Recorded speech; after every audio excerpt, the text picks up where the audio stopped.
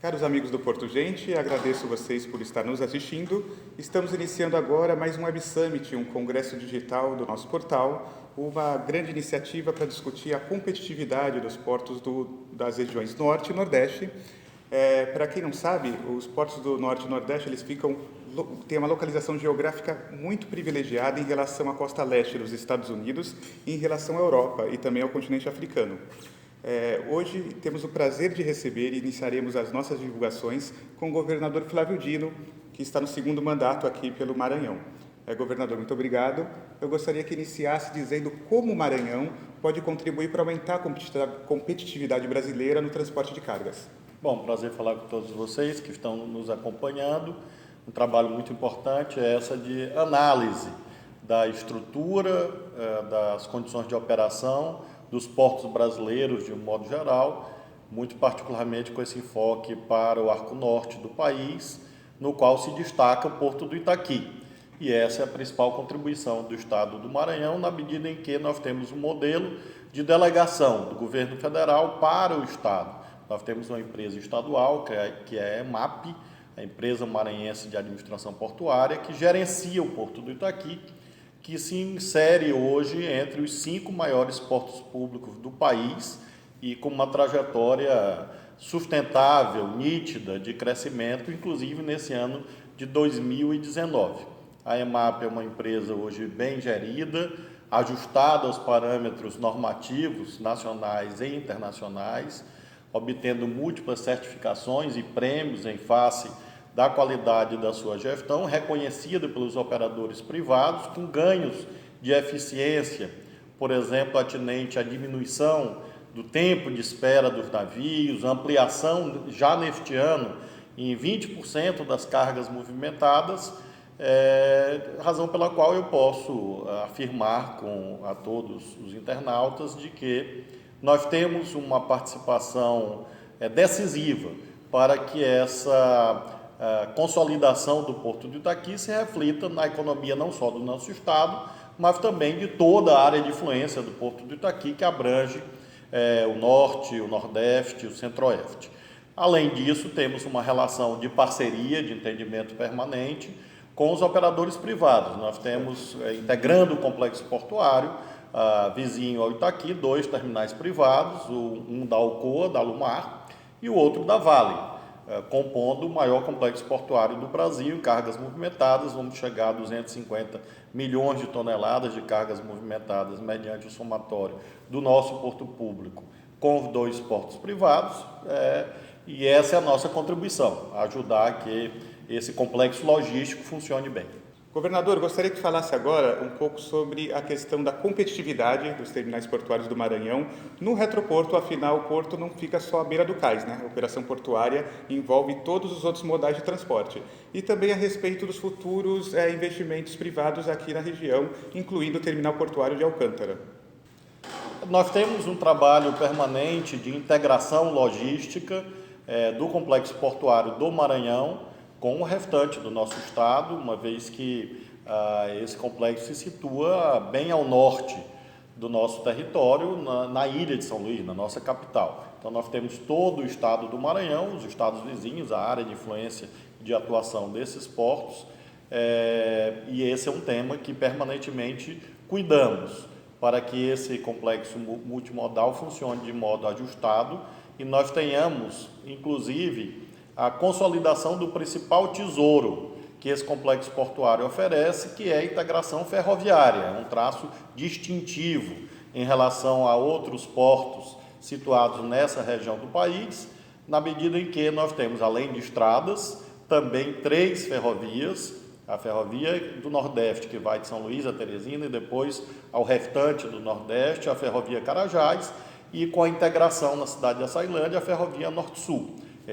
Essa coluna vertebral do desenvolvimento brasileiro, chegando atualmente até a Estrela do Oeste, no estado de São Paulo, passando por toda a região centro-oeste do país. De modo que esse é um ativo estratégico que nós cuidamos para garantir que esse componente possa funcionar adequadamente, e com isso nós tenhamos condições operacionais adequadas para a operação na beira do mar, tendo em vista todo esse complexo envolvido no que se refere à logística. Ao mesmo tempo, um cuidado, um zelo com a gestão das áreas lindeiras, das áreas vizinhas aos portos, de modo a que nós tenhamos também a atração de novos investidores que ampliem as cargas movimentadas. Nós temos terrenos públicos do governo do estado que são permanentemente disponibilizados para investidores privados, repercutindo na captação de novas cargas. Por exemplo, no que se refere à tancagem, na medida em que o Porto de Itaqui é um grande hub de combustíveis para o arco norte do país. Esse sucesso desse modelo, dessa integração multimodal a que fiz alusão, faz com que outros investidores se interessem pela nossa região. Achamos isso altamente positivo. Nós temos, em verdade, 3 projetos, alguns mais antigos, outros mais recentes, de novos terminais privados. O mais recente deles é exatamente esse projeto que me foi apresentado, um projeto com bastante qualidade, atinente a esse planejamento de um eventual terminal privado na cidade de Alcântara. Nós temos também um projeto bastante antigo já de um terminal privado, chamado Terminal Privado do Mearim, e também um terminal chamado Porto São Luís, que seria vizinho ao Porto do Itaqui. Nós torcemos e ajudamos ao máximo quanto possível para que esses empreendimentos privados se viabilizem, porque nós consideramos que quanto mais portos se ampliam as condições para que haja a indução do desenvolvimento, que é o nosso principal objetivo, a agregação de valor, fazendo com que a atividade portuária ganhe condições ainda melhores de gerar emprego, renda e oportunidades para a população do Maranhão. Nós temos a preocupação permanente de fazer com que haja uma integração entre esses investimentos públicos e privados com a dimensão da responsabilidade social. O Porto Itaqui é um exemplo bastante eloquente, bastante evidente, na medida que nós estamos falando de 14 mil postos de trabalho diretos e indiretos que são fruto da atividade portuária no Porto do Itaqui, e números igualmente importantes se verificam também na atividade portuária privada desenvolvida no nosso estado. O caminho é sempre a gestão desses impactos inevitáveis que às vezes estão presentes, mediante a negociação, o diálogo, o entendimento, a redução desses impactos o máximo quanto possível, cumprimento da legislação ambiental. O Porto do Itaqui tem, inclusive, certificação que atesta que, progressivamente, nós temos alcançado patamares superiores de gestão ambiental. Muito recentemente, o Porto do Itaqui foi premiado como um dos melhores portos brasileiros na temática da gestão ambiental. Quando da implantação de novos empreendimentos, em qualquer país do mundo, nós temos que fazer com que se compatibilizem os múltiplos interesses. Nós vivemos numa sociedade em que há investimentos privados, há propriedade privada. Ao Estado cabe mediar eventuais conflitos, e temos feito isto. Quando investidores privados, empreendendo em área privada, eventualmente se encontram em situação de conflito com eventuais moradores, por exemplo, vizinhos a qualquer investimento privado, o nosso governo atua sempre no sentido do diálogo, do entendimento, procurando fazer essa mediação, às vezes com maior sucesso, às vezes com menor sucesso. Quando há sucesso, nós fazemos os acordos, ajudamos a que sejam feitos acordos entre as partes interessadas, no caso o empreendedor e as pessoas físicas ou jurídicas envolvidas nessa situação conflituosa. Quando esse acordo não é possível, de acordo com o que manda a Constituição e as leis, cabe ao Poder Judiciário decidir e ao governo cumprir. Então, nós sempre procuramos ajudar o máximo quanto possível para que boas condições institucionais e sociais se combinem, e com isso o investimento público ou privado possa ocorrer de modo mais pacífico, de modo mais tranquilo e seguro, e com isso nós possamos colher todos juntos, toda a sociedade, os proveitos oriundos desses investimentos. Bom, governador, um grande desafio é modificar o atual modelo de gestão fragmentada dos portos, né? Hoje, e não é uma opinião minha, na verdade isso é uma grande constatação entre os atores da comunidade portuária, há uma grande descoordenação dos órgãos públicos e há muitos órgãos intervenientes que interferem na vida da gestão portuária. Qual a sua proposta para que isso seja melhorado, não só aqui no Maranhão, como para todo o Brasil? Nós temos no Brasil a convivência de dois grandes modelos acerca da gestão portuária. Nós temos os terminais privados, em que a infraestrutura e a operação é conduzida por agentes econômicos. Esse é um modelo que funciona em muitos lugares e deve ser preservado. Ao mesmo tempo, temos outro modelo, que é o modelo que nós gerenciamos no Porto do Itaqui, em que há a conjugação de esforços públicos e privados. No caso, cabe ao poder público prover as condições infraestruturais e nós temos a imprescindível complementação de capitais privados na montagem de terminais, na realização das operações. Então, são dois modelos portuários no Brasil e imagino, na minha concepção, que os dois devem continuar a conviver. O que nós precisamos fazer com toda a segurança é fortalecer a autoridade portuária, no caso do modelo em que a infraestrutura cabe ao poder público, ampliar a sua autonomia, na medida em que há, às vezes, uma visão equivocada de excessivo intervencionismo que atrasa investimentos.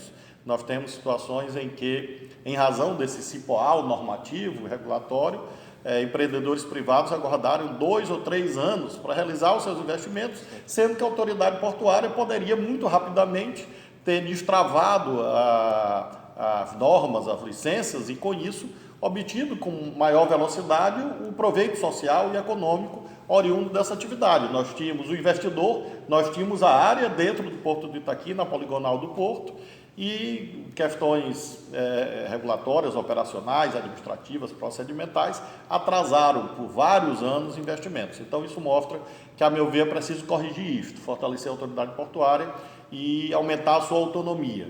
Ao mesmo tempo, no caso dos terminais privados e também nesse modelo híbrido público e privado, nós precisamos também concentrar competências. Nós temos uma agência reguladora, a ANTAC, e nós temos a Secretaria de Portos, o Ministério. Creio que as competências devem se concentrar nesse complexo, no que se refere às atividades finalísticas do porto e, finalmente, dos portos e, finalmente, aludo à temática ambiental, em que é preciso definir mais claramente as responsabilidades quanto ao procedimento de licenciamento, fiscalização e eventual punição, para que, com isso, nós tenhamos maior segurança jurídica. Então, às vezes há muita dúvida e muitos órgãos, como você mencionou, intervêm. E essa multiplicidade acaba gerando, às vezes, incoerências e até orientações antinômicas, contraditórias, e, com isso, nós temos um prejuízo para toda a sociedade. Então, um modelo que concentre mais responsabilidades, ele é um modelo melhor. Não significa abrir mão de procedimentos de licenciamento, mas sim fazê-los com maior racionalidade, com maior velocidade. Bom, a saúde documental de muitos terrenos próximos a áreas portuárias que poderiam ser aproveitados para empreendimentos industriais e ligados ao universo logístico portuário é muito precária aqui no Maranhão, como alegam nossos consultores aqui num artigo logo abaixo, você vai poder verificar. Eu gostaria que o governador falasse um pouco na necessidade de regularização fundiária dessas áreas e também como seriam feitos futuros acordos com comunidades indígenas e quilombolas, sendo que áreas possam ser utilizadas para investimentos no setor portuário. Bem, essa temática da regularização fundiária no Brasil é secular, eu diria. Em verdade, remonta à legislação do Império, a primeira lei de terras feita no Brasil, ainda em meados do século XIX. De lá para cá, infelizmente, essa complexidade atinente à temática fundiária no Brasil só se ampliou, gerando, na verdade, uma miríade de conflitos que não são específicos do Maranhão, em verdade.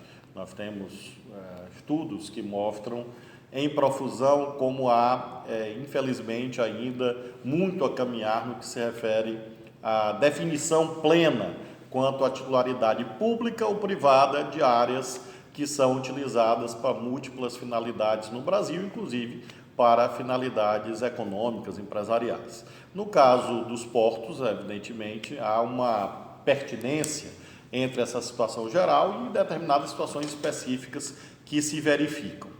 No caso do Maranhão, nós temos uma situação mais ou menos delimitada e tranquila no que se refere a imóveis lindeiros do Porto do Itaqui. Nós temos áreas públicas bem definidas, os distritos industriais aqui em São Luís, bem delimitados.